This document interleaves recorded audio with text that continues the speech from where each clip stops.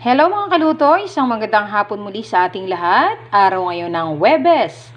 Ngayong araw ay magluluto tayo ng pinatulahang manok yan mga kaluto. Siyempre, konti lang yan. At siyempre may konti rin tayong pang fried chicken. Ayan ang ating sangkap. Lalagyan natin ng sotanghon ang ating pinatulahan. Start na tayo magluto mga kaluto.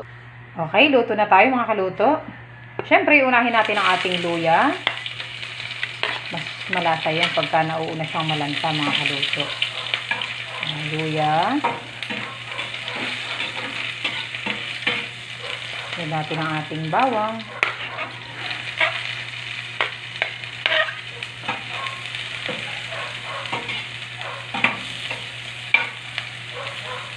Ating sibuyas.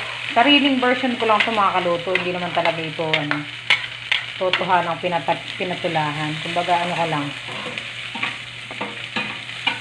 Sariling version ng luto. Ayan. Sunod natin ang ating kamatis.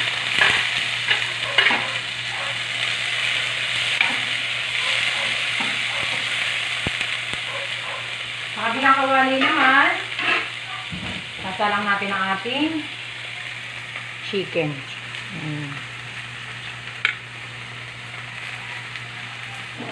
Chicken, mas hilig kasi ng mga bata mga kaluto pag may fried chicken kaysa yung may sabaw. Mas gusto talaga nila yung prito lang.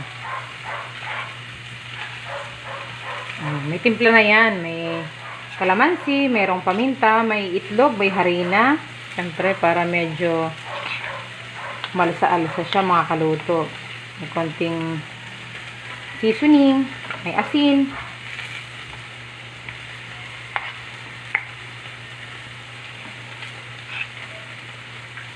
Yan.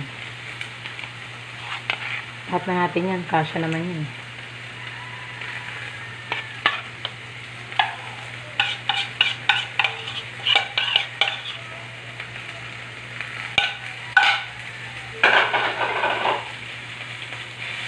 Sangkutsahin naman natin ang ating manok.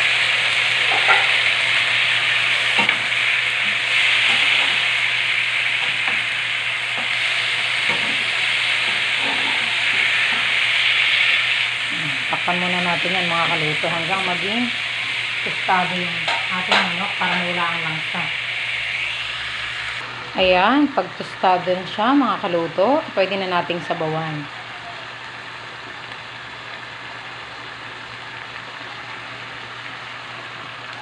Sabawan natin siya ng medyo marami-rami kasi lalagyan natin ng sotanghon. Sisip-sipin ng sotanghon yung pinakang sabaw niyan. Ayan, takpan na natin ulit. Ayan, pwede na rin natin ilagay ang ating sotanghon. Maya-maya natin ilagay yung gulay para mas masarap pagka hindi siya overcook.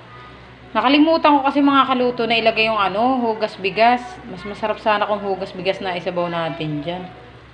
Ayan, lagay na rin natin ang ating patola mga kaluto. Maya-maya lang, pwede na yan. Pwede na. Sarap kasing manamis-namis siya mga kaluto. Sariwa yung nabili kong patola kanina. Ayan. O diba, munti na yung sabaw niya. Gawa ng sotanghon, hinigop na nung tikman natin. Lasang-lasa yung ating chicken. Saka yung ating luya. Gusto naman yung piniprito natin dyan. Ayan, di pa siya luto. Mabula pa. Takpan natin ulit mga kaluto. Ayan na mga kaluto. Ready to eat na ang ating pinatulahang manok. At syempre ang ating fried chicken. Thank you guys for watching. Kain na tayo. Hapunan time.